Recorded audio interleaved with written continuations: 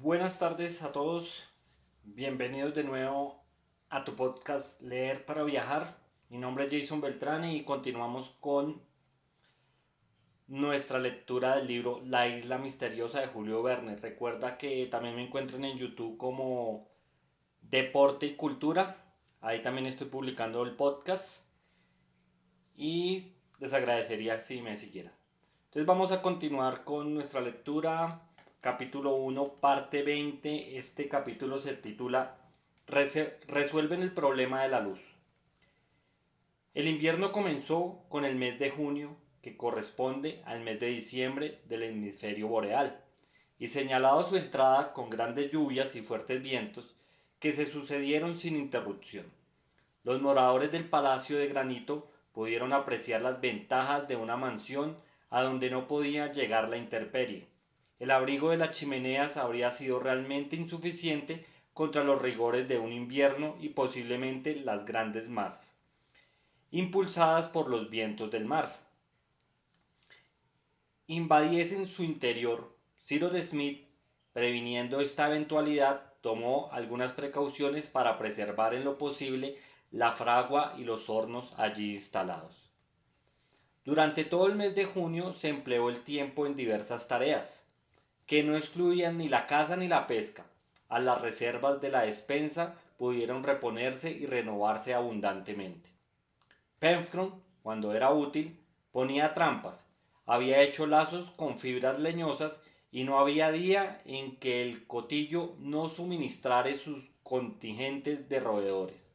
Nab empleaba casi todo su tiempo en salar o ahumar carnes, lo que le aseguraba excelentes conservas. Entonces se discutió la cuestión de los vestidos.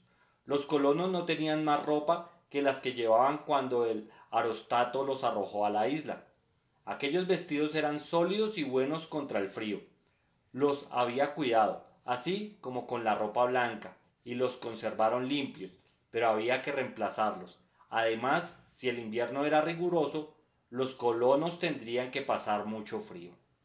Sobre este punto, el ingeniero Cyrus Smith no había tomado precauciones. Había tenido que ocuparse primero de lo más urgente, hacer, hacer la caza y asegurar los alimentos, y el frío venía a sorprenderles antes de haber resuelto la cuestión del vestido. Era preciso, pues, resignarse a pasar aquel invierno sin muchas comodidades. Cuando llegase la primavera, se haría una casa en regla de aquellos morucúes, cuya presencia había sido señalada cuando la exploración del monte Franklin, y una vez recogida la lana, el ingeniero sabría fabricar telas sólidas y de abrigo.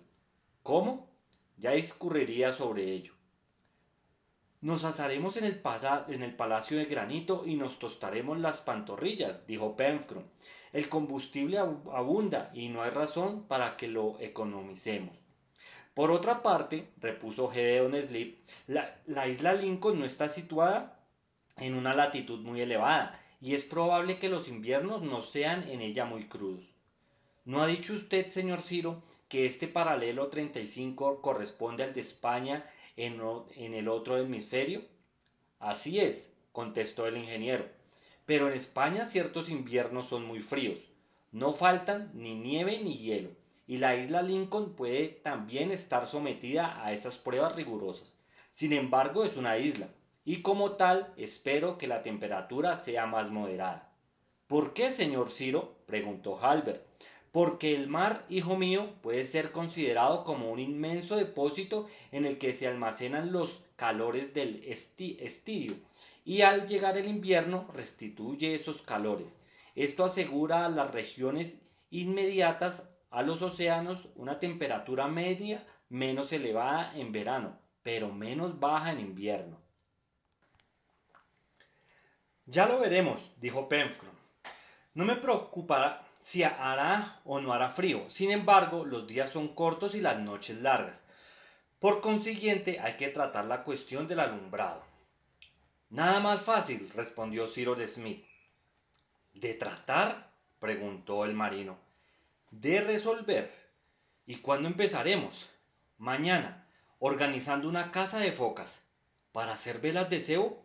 No, para hacer bujías esteáricas. Este era el proyecto del ingeniero, proyecto realizable, pues tenía cal y ácido sulfúrico, y los anfibios del islote le darían la grasa necesaria para la fabricación. Era el 4 de junio, domingo de Pentecostés, y se acordó unánimemente observar aquella fiesta. Suspendieron todos los trabajos y elevaron oraciones al cielo, pero aquellas preces eran acción de gracia, porque los colonos de la isla Lincoln no eran ya los miserables náufragos arrojados al islote. No pedían más y daban gracias al Altísimo. Al día siguiente, 5 de junio, con un tiempo muy vario, se verificó su expedición al islote. Fue preciso aprovechar la marea baja, pasar a pie el canal, y con este motivo se convino en que se construiría como mejor se pudiera una canoa que hiciese las comunicaciones más fáciles y permitiera también subir por el río de la Merced, cuando se hiciera la gran exploración al sudoeste de la isla que se había aplazado para los primeros días de buen tiempo. Las focas abundaban en el islote y los cazadores armados con sus jabalinas mataron fácilmente media docena. Knapp y Pencroff las desollaron y solo llevaron al palacio de granito la grasa y la piel, la primera para las bujías y la segunda para la fabricación de sólido calzado. El resultado de aquella caza fueron 300 libras de grasa que debían emplearse enteramente en la elaboración de las bujías. La operación fue muy sencilla y, si no dio productos absolutamente perfectos, al menos lo dio utilizable, aunque Cyrus Smith no hubiera dispuesto más que de ácido sulfúrico, calentando este ácido con los cuerpos grasosos neutros. Como la grasa de foca podía aislar la glicerina, después habría separado fácilmente de la nueva combinación la oleoína, la margarina y la estearina, empleando agua hirviendo, pero a fin de simplificar la operación prefirió saponificar la grasa por medio de la cal, y así obtuvo un jabón calcáreo fácil de descomponer por el ácido sulfúrico, que precipitó la cal en estado de sulfato y dejó libre los ácidos grasos. De estos tres ácidos, oleico, margárico y esteárico, el primero como líquido fue separado por una presión suficiente y los otros dos quedaron formando la sustancia misma que iba a servir para modelar las bujías. La operación no duró más de 24 horas. Después de varios ensayos se hicieron mechas con fibras vegetales y empapadas en la sustancia licuefacta formadora verdaderas bujías esteáricas, que se moldearon con la mano y a las cuales no faltaba ni blancura ni pulimento. No ofrecían, sin duda, la ventaja que tienen las mechas impregnadas de ácido bórico, de verificarse a medida que se efectúa la combustión y de comunicarse enteramente. Pero Cyrus Smith fabricó un hermoso par de espabiladeras y aquellas bujías fueron muy estimadas durante las grandes veladas del Palacio de Granito. Durante aquel mes no faltó trabajo en el interior de la casa. Los carpinteros tuvieron mucho que hacer. Se perfeccionaron los útiles que eran muy rudimentarios y también se hicieron otros para completar la herramienta. Se fabricaron tijeras y los colonos pudieron cortarse el pelo, y si no afeitarse, por lo menos arreglarse la barba. Helber no la tenía, Knapp tampoco, pero sus compañeros estaban bastante erizados para justificar la construcción de dichas tijeras. La fabricación de un serrucho costó trabajo infinito, pero al fin se obtuvo un instrumento que, vigorosamente manejado, podía dividir las fibras leñosas de la madera. Hicieron mesas, sillas, armarios que amoblaron las principales habitaciones, y camas cuyas ropas únicas consistieron en jerjones de fucos. La cocina, con sus vasares para los utensilios de barro, su horno de ladrillo y su fregadero tenían muy buen aspecto, y Knapp actuaba en ella como si fuera un laboratorio químico. Los ebanistas debieron ser reemplazados por los carpinteros. En efecto, el nuevo desagüe, a fuerza de minas, necesitaba la construcción de dos puentecillos, una sobre la meseta de la Gran Vista y otra sobre la misma playa. pues la meseta y la playa estaban cortadas transversalmente por una corriente de agua que había sido atravesada cuando se quería ir al norte de la isla. Para evitarlos, los colonos se veían obligados a dar un rodeo muy grande y subir hacia el oeste hasta más allá de las fuentes del Arroyo Rojo. Lo más sencillo era, pues, tender sobre la meseta y la playa dos puentecillos de 20 a 25 pies de longitud, y con algunos árboles escuadrados con la hacha se formaría el armazón. Fue asunto de pocos días. Tendidos los puentes, Naf y Penfron los aprovecharon para ir hasta el criadero de ostras descubierto junto a las dunas. Arrastraron consigo una especie de carrito que reemplazaba el antiguo cañizo, verdaderamente demasiado incómodo, y llevaron algunos millares de ostras, cuya inclinación se hizo rápidamente en medio de aquellas rocas, que formaban otros tantos bancos naturales en la desembocadura del río de la Merced. Aquellos moluscos eran de calidad excelente y los colonos hicieron de ellos un consumo casi cotidiano. Como se ve, la isla Lincoln, aunque sus habitantes no habían explorado sino una pequeñísima parte, satisfacía ya casi todas sus necesidades y probablemente registrada hasta sus más secretos rincones, sobre todo la parte llana del bosque que se extendía desde el río de la Merced al promontorio del Reptil, les prodigase nuevos tesoros. Una sola privación notaba todavía los colonos de la isla Lincoln: no les faltaba alimento azoado, ni tampoco echaban de menos los productos vegetales que debían moderar el uso de aquel alimento. Las raíces leñosas de los dragos, sometidas a fermentación, les daba una bebida acidulada, especie de cerveza preferible al agua pura. Habían hecho también azúcar sin caña ni remolacha, recogiendo el licor que destila el Acer saccharinum, especie de arce de la familia de las acerineas, que prospera en todas las zonas medias y que crecía abundantemente en la isla. Hacían un té muy agradable con las monardas llevadas del Sotillo. Tenían sal, que es el único de los productos minerales que entra en la alimentación, pero les faltaba pan. Tal vez más adelante los colonos podían reemplazar este alimento por algún equivalente, harina de sagu o fécula de árbol del pan. Y era posible, en efecto, que ante los árboles de los bosques del sur se encontrasen algunas de esas preciosas especies, pero hasta entonces no las habían descubierto.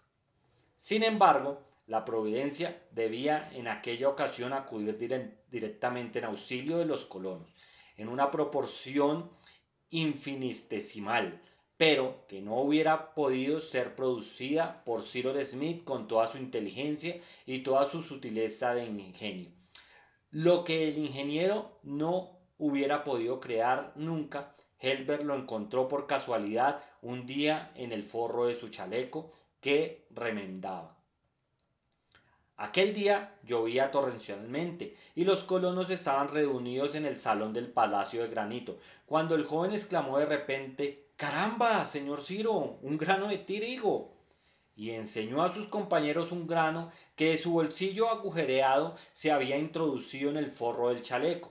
La presencia de aquel grano se explicaba por la costumbre que tenía Helbert, estando en Richmond, de echar trigo a algunas palomas que Pencroff le había regalado.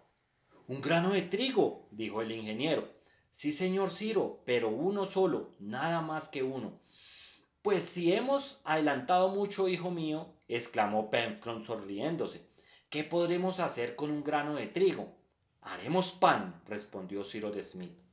«Pan, pasteles y galletas», replicó el marino. «El pan que nos dé este grano no nos hartará». Helbert, dando muy poca importancia a su descubrimiento, se disponía a tirar por la ventana el grano, cuando Cyrus Smith lo tomó, lo examinó y reconoció que se hallaba en un buen estado, y mirando al marino le preguntó tranquilamente: «Pencroff, ¿sabe usted cuántas espigas puede producir un grano de trigo?» «Supongo que producirá una», repuso el marino, sorprendido por la pregunta. «10, Pencroff. ¿Y sabe usted cuántos granos tiene una espiga?» «No». «80 por término medio», dijo Cyrus Smith. Así pues, recogeremos 800, los cuales en la segunda cosecha producirán 640.000, en la tercera 512 millones y en la cuarta más de 400 millones de granos. Esta es la proporción. Los compañeros de Ciro Smith lo escuchaban sin responder. Aquellos números les dejaba estupefactos. Eran sin embargo muy exactos. Sí, amigos míos, repuso el ingeniero, tales son las progresiones aritméticas de la fecunda naturaleza, que es después de todo esa multiplicación del grano de trigo cuyas 10 espigas no tienen más que 800 granos, comparada en la de esos pies de adormideras que llevan 32.000, o con los de tabaco que producen 460.000. En pocos años, si no fuera por la mucha causa de destrucción que ponen límites a su fecundidad, esas plantas envidiarían toda la tierra. Pero el ingeniero no había terminado su pequeño interrogatorio.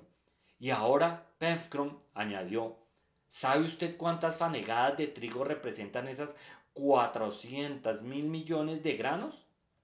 No, respondió el marino, solo sé que soy un burro.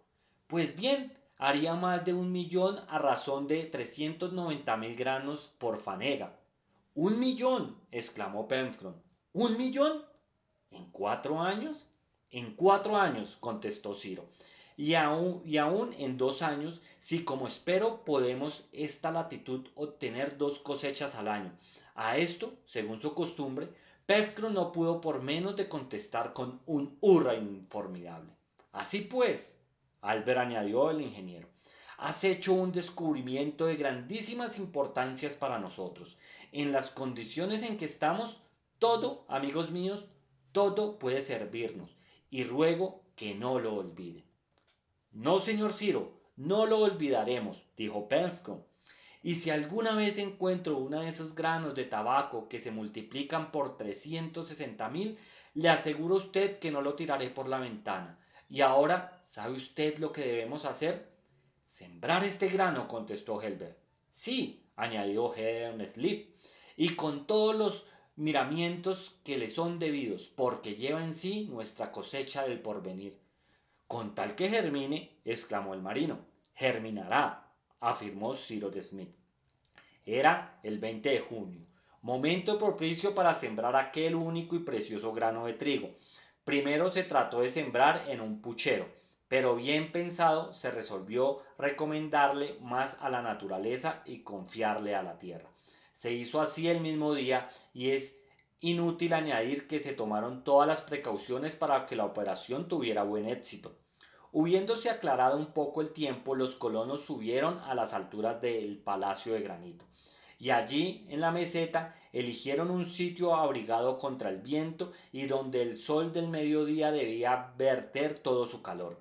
Se limpió y muyó el terreno, se le registró para quitar los insectos y gusanos, se echó en él una capa de tierra buena mezclada con un poco de cal, se le rodeó de una empalizada y se sembró el grano de trigo después de haber humedecido la tierra. Parecía que los colonos sentaban la primera piedra de un edificio y aquel instante recordó Pencroff el día en que había encendido su único fósforo y el cuidado con que había procedido a la operación. Pero entonces la cosa era más grave. Los náufragos siempre habían logrado proporcionarse fuego, ya por un procedimiento, ya por otro, pero ningún poder humano les devolvería aquel grano de trigo si, por desgracia, se perdía. Bueno amigos, aquí terminó la parte 20, el capítulo 1. Les recuerdo que me pueden encontrar por YouTube como Deporte y Cultura y también aquí en Spotify como Leer para Viajar. Gracias por escucharme. Hasta la próxima.